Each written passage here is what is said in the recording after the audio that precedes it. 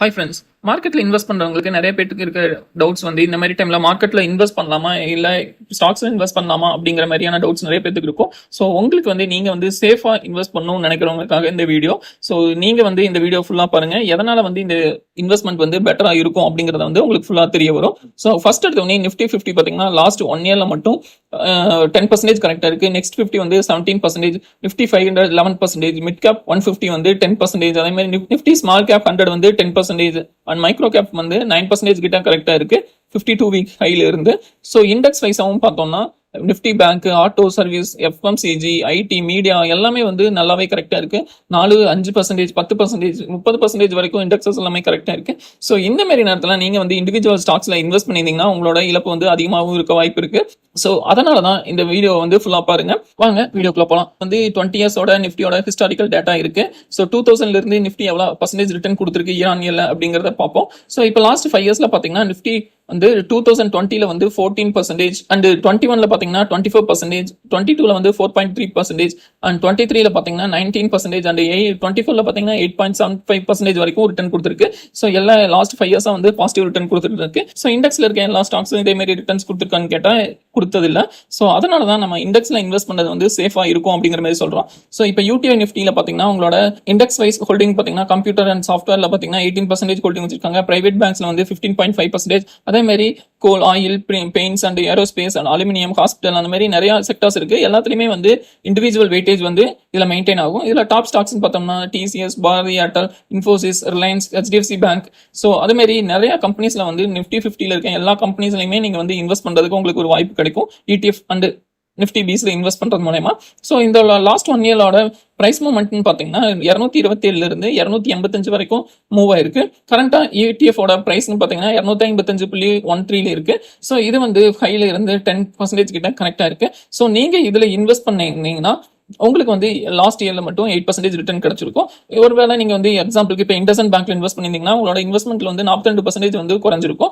ஆனா ட்ரெண்ட்ல இன்வெஸ்ட் பண்ணீங்கன்னா 107% வந்து இன்வெஸ்ட்மெண்ட் வந்து உயர்ந்திருக்கும். ஆனா நம்மளால ப்ரிடிக்ட் பண்ண முடியாது. ஸோ சேஃப் இன்வெஸ்டர்ஸ் எல்லாமே வந்து இண்டிவிஜுவல் ஸ்டாக்ஸ் சூஸ் பண்றதை விட இண்டிசஸ் சூஸ் பண்றது வந்து பெட்டரா இருக்கும். ஸோ இதுல பாக்குறது எல்லாமே ட்ரெண்ட் வந்து Mahindra and Mahindra, Bharti Airtel, Bharti electronics எல்லாமே டாப் கெய்னர்ஸ்ல இருந்திருக்காங்க 1 இயர்ல. இண்டஸ்இண்ட் பேங்க், ஏசியன் பெயிண்ட், அப்புறம் அதானி என்டர்பிரைசஸ், நெஸ்லே இந்த ஸ்டாக்ஸ் எல்லாமே வந்து டாப் லூசர்ஸா இருந்திருக்காங்க. நெக்ஸ்ட் நம்ம பார்க்க போறது வந்து மிட் கேப் 100. மிட் கேப் 100 பார்த்தீங்கன்னா லாஸ்ட் 1 இயர்ல மட்டும் 48.21 அப்படிங்கிற பிரைஸ் ரேஞ்சில இருந்து 66.45 வரைக்கும் மூவ் ஆயிருக்கு. கரண்டா வந்து ஸ்டாக் வந்து 8% ரிட்டர்ன் கொடுத்துருக்கு 1 இயர்ல.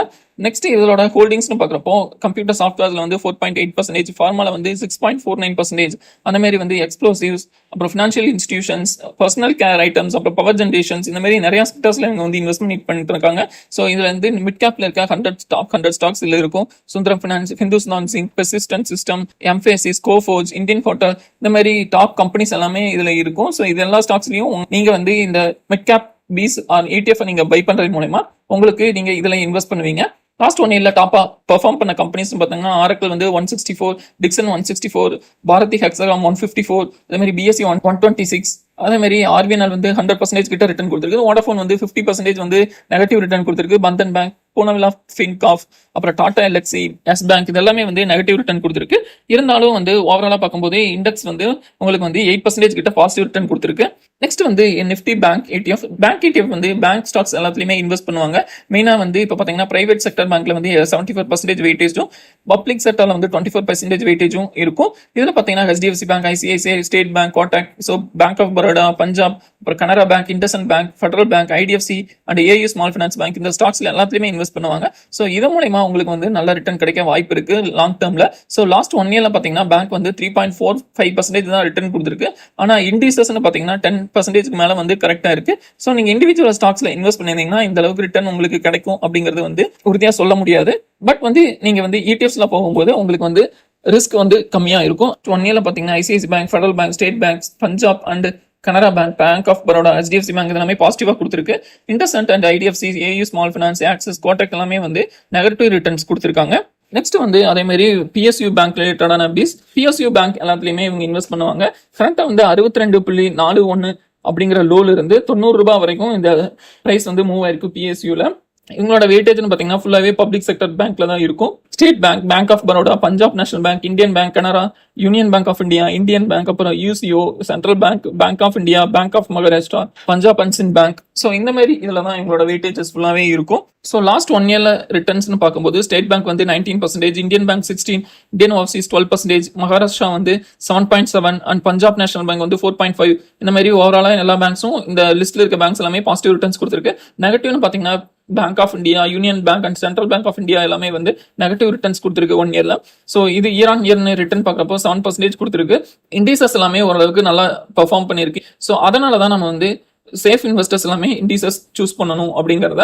இதுவே இண்டிவிஜுவல் ஸ்டாக்ஸ் சூஸ் பண்ணோம்னா 20%, 30%, 40% வரைக்கும் இண்டிவிஜுவல் ஸ்டாக்ஸ் கரெக்ட் ஆகும். ஸோ ஒன்ஸ் மார்க்கெட் வந்து ட்ரெண்ட்